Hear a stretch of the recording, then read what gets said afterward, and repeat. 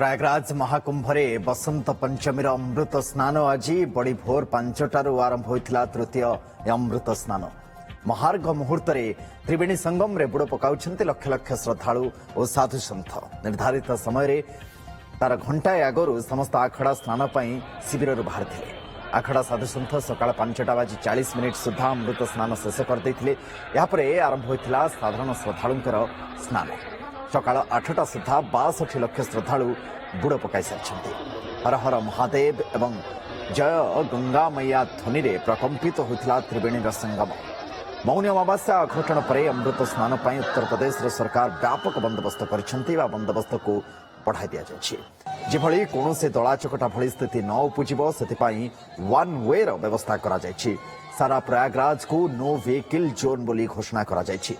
से भली प्रयाग क्षेत्र में हटाई दि जायछि वीवीआईपी प्रोटोकॉल।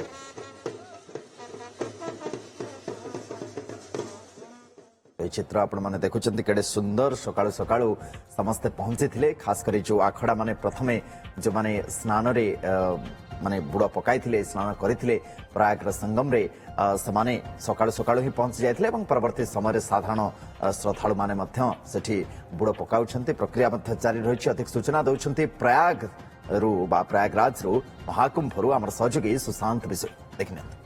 सरी आसुची शाही स्नान कुंभ मेलार आज शाही स्नान अंतिम दिन अर्थात बसंत पंचमी रे जो तीन शाही स्नान रही आज शेष दिन।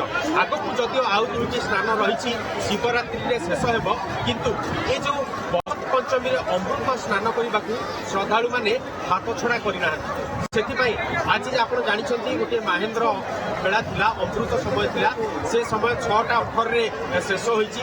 तथापि त्रिवेणी घाट रे सेमाने संगम को जदिव जाइपारि ना किंतु त्रिवेणी घाट रे स्नान करी निजको धन्य मन करछंती।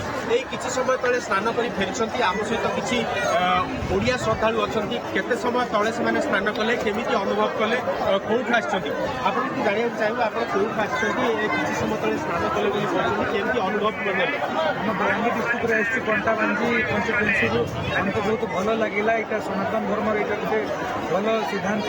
हम स्नान करू हम सकाले 5टा बेले बाहरी थी एटा 6:30 स्नान कर केमिति आसिले तो बहुत पुलिस कड़न रही केमिति आसिले बहुत समय लगिला। तो बाबा माने जिते साधु संत माने थे पूरा लंबा रैली जो सब से त्रिवेणी संगम को से आम जावाई मना था भी आम एक बहुत मुश्किल पहुंचे। आम सहित आउ जड़े श्रद्धालु अच्छा प्रतिक्रिया नवा सी केते दूर केमिति पांटुन पुल देके आसिले केते दूर कष्ट पड़ा केमिति आसिले ये स्थान को आपन आम जानवा चाहिए केमिति कौ बाटे आसिले आते नमस्कार प्रथम समस्त जय जगन्नाथ। आम ये सका 4 लाइन लगे आसपा बहुत वेट कर बाबा मान रोकी जाऊला आम वेट कलु गोटे जन मान सर्टकट बतला आसपा पाखर जो रास्ता अच्छी रास्ता देखी देखी आस